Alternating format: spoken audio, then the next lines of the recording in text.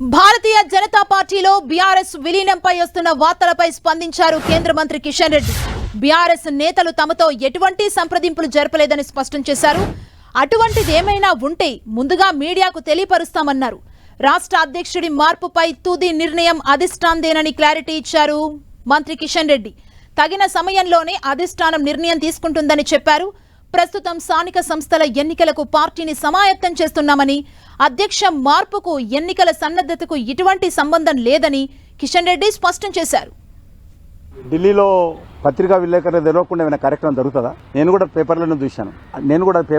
అటువంటిది ఏదైనా ఉంటే మీకే చెప్తాం. సంప్రదింపులు జరిగినప్పుడు తప్పకుండా మీకే చెప్తాం. అటువంటిది అయితే అటువంటి చర్చలు ఎక్కడ కానీ ఏ స్థాయిలో కానీ చర్చలు అది పార్టీ అధిష్టాన వర్గము నిర్ణయం. అది తప్పకుండా నిర్ణయం దానికి సంబంధించినటువంటి పెద్దలు తీసుకుంటారు. అదేం లేదు, పార్టీ దీనికి దానికి సంబంధం లేదు.